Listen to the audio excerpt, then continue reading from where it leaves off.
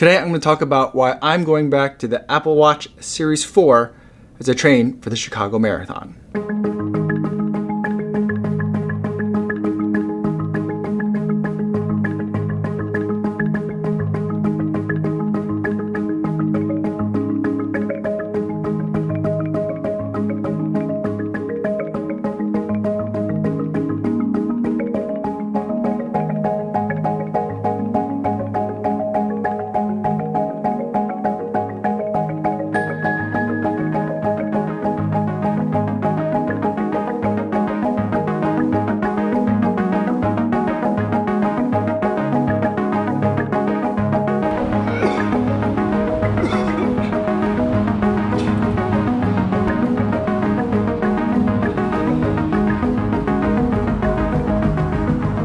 5.24 miles, 6 minutes, 56 seconds per mile today, out there running a tempo workout on this Tuesday morning.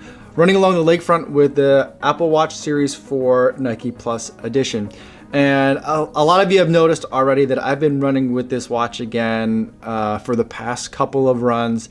And it's something that I decided to switch back to for a couple of reasons. I just wanted to go over kind of quickly today. And this is a video definitely where disclosures are pretty important. This is a watch that I received from Nike after running the Chicago Marathon last year. I'm training with Nike for the Chicago Marathon this year. I also trained with them last year as I prepared for the Chicago Marathon. Afterwards, they gave me this watch as a gift. And so part of the reason why I'm running with it again now, it's kind of like if you got invited to someone's house for dinner and that person had given you a gift, you probably would want to put that gift on when you go to that person's house to eat again. So there's definitely that bias coming in terms of why I'm switching back to the Apple Watch as I'm preparing for the Chicago Marathon again. But there's two other reasons that are also really important that the Apple Watch is unique compared to some of the other watches that I run with. And one of those is that this marathon training block, I have a lot of very structured workouts where everything is run at a variety of smaller chunks at different paces with different specific prescribed rest periods. And I'm a person that I do not like programming workouts into the watch. I feel like it's bad luck in a way that the moment you program a workout into a watch so that way it's kind of synchronized with GPS and your paces and distances and rest periods, that the moment you do that, you'll need an extra 15 or 30 seconds before you can start the next interval. I don't usually need to make too many modifications. I don't usually need to tinker too much with the rest periods, thankfully. But I just don't want to deal with programming in workouts. So that means that I have to kind of figure out the rest periods or the interval distances or any of that other stuff through kind of the normal watch interface. So sometimes when I'm run jogging or walk jogging in between intervals, I'll just hit the lap timer and then that's fine because then I can just see how long between one interval and another, and maybe that pace is in the 10-minute per mile, 12-minute per mile, kind of shuffling my feet as I get from one interval to the next. And that's fine. But for a workout like today where the rest interval was 2.5 minutes, whatever I wanted, and today I wanted to just stand there, I didn't keep track of that as part of the workout, and so I needed to pause the workout. If I pause the workout on the Cinto 5, it locks on a screen that tells me how much time I've run so far, and that's it.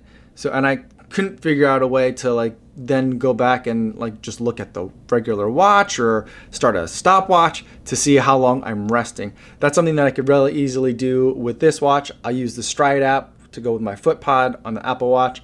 And then once I've paused the activity, I can hit the crown and go back just to the regular watch face and keep track of it with a sweeping watch hand in terms of how long my rest periods are. So that's been one really important aspect of this marathon training season that has made having the Apple Watch beneficial.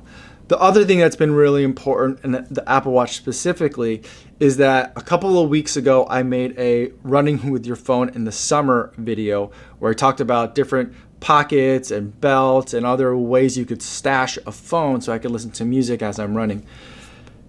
The more I did that, the more I kept thinking that this is a lot of effort to keep my phone with me when I have a watch sitting in my closet that I can set up with LTE and get a cellular signal to it and stream music that way, so I can only run with just a phone. I mean, I'm already running with a GoPro on a stick, so I've got a lot of weight.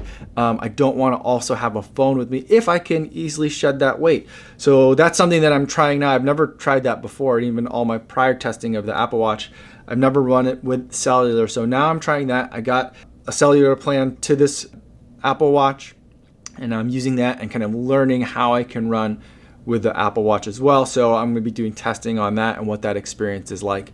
So those are the two main reasons why I'm switching to the Apple Watch, is to test those two things. Before I go today, I do want to remind you guys about the charity runner for the week. This week, it's Ryan Simkowitz, and he's running his first marathon ever, the Chicago Marathon in 2019. He'll be running the same race I will be, and he's gonna be raising money for Paws, which is an animal shelter here in Chicago that's dedicated to building and maintaining no-kill communities. So I've donated $70 to his fundraising efforts, and I'll post links in the description in case you'd like to learn more.